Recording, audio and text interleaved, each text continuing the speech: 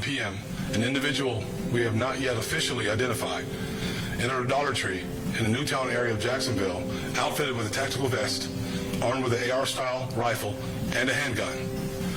Then the shooter killed 3 people before turning the gun on himself, taking his own life.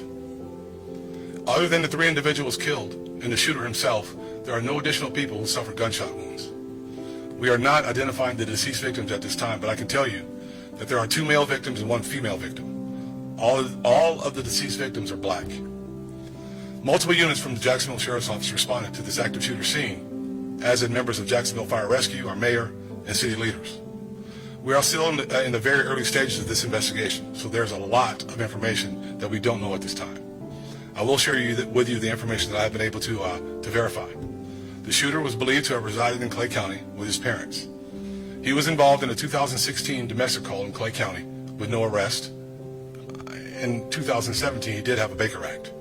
We know that at 11:39 a.m. today, Sheriff Cook gave us information that he left Clay County, headed to Jacksonville. At 1:18 p.m., he texted his father and told his father to check his computer. At 1:53 p.m., the shooter's family members called the Clay County Sheriff's Office. By that time, he had already begun shooting in Jacksonville.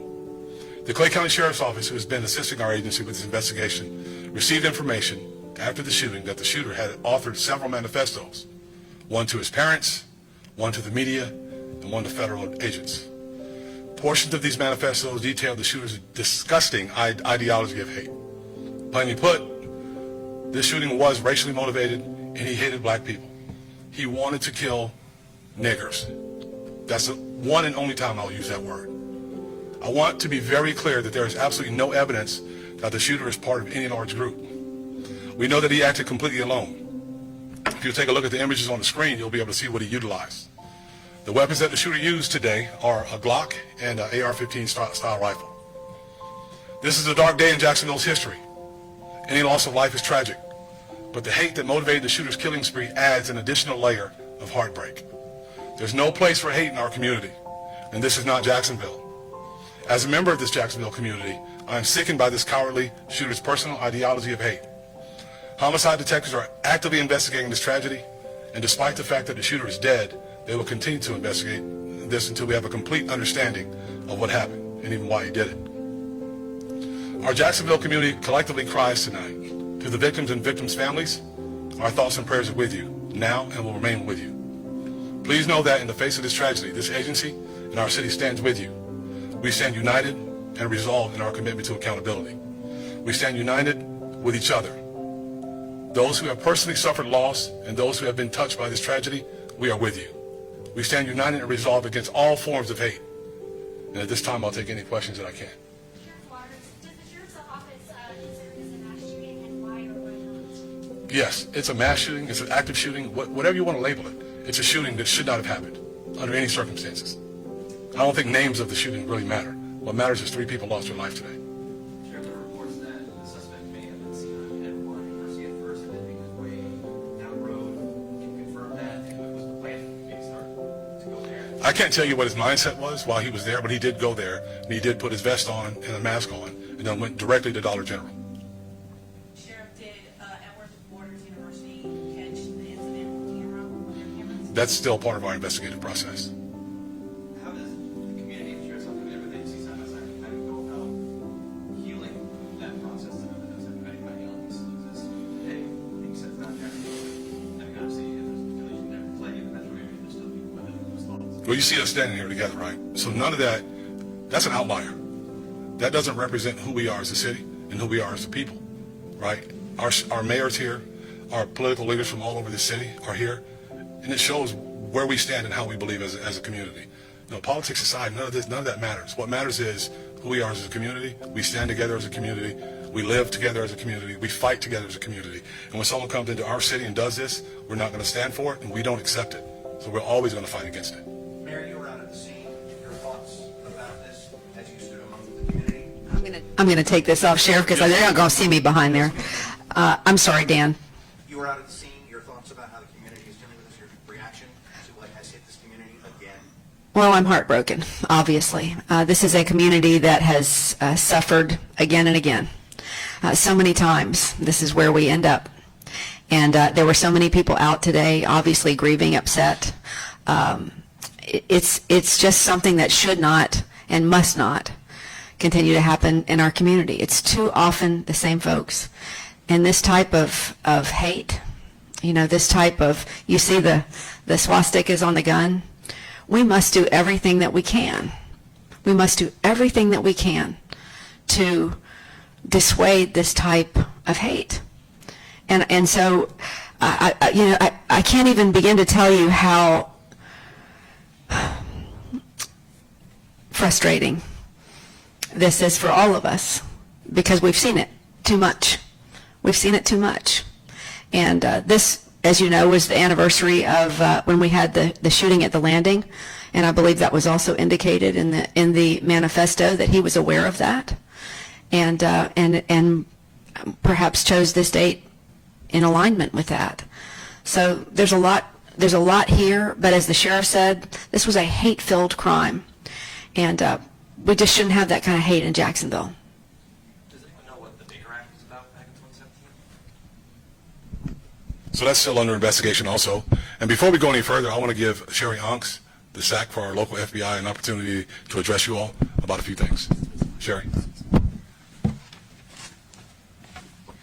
Thank you, Sheriff Waters. First, on behalf of the entire FBI, I want to express my deepest sympathies to the loved ones of those innocent souls that we lost in today's attack. No life should ever be lost to this kind of violence, and our thoughts are with the families tonight after this tragic event. Immediately upon learning about the shooting, FBI agents rushed to the scene to assist our partners at JSO.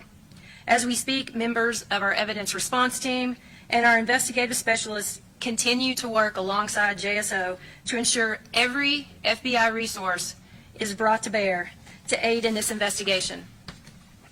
I have committed to Sheriff Waters that our assistance will continue for as long as necessary. In addition, FBI Jacksonville is coordinating with the Civil Rights Division of the Department of Justice and the U.S. Attorney's Office for the Middle District of Florida. We have opened a federal civil rights investigation, and we will pursue this incident as a hate crime.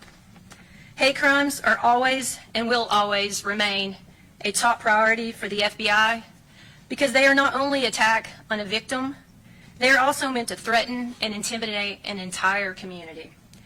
Everyone has a right to feel safe in their communities and in their homes, and I assure you, the FBI will bring every resource we have to bear to bring justice to the families of those innocent lives we lost today.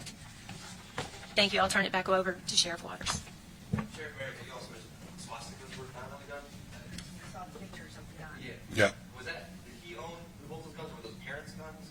No, they were not his, those were not his parents' guns. I can't say that he owned them, but I know his parents did. His parents didn't want them in their house. Did he legally purchase those guns? From what we can tell, we don't know yet. That's still a deep part of the investigation we have to get into.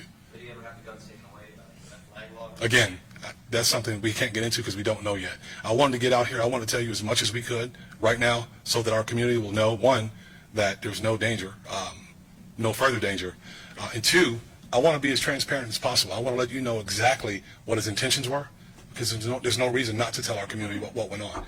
And I think that's important for people to know. There was also the shooting at a White Sox game last night, but the shooting earlier this morning in Boston.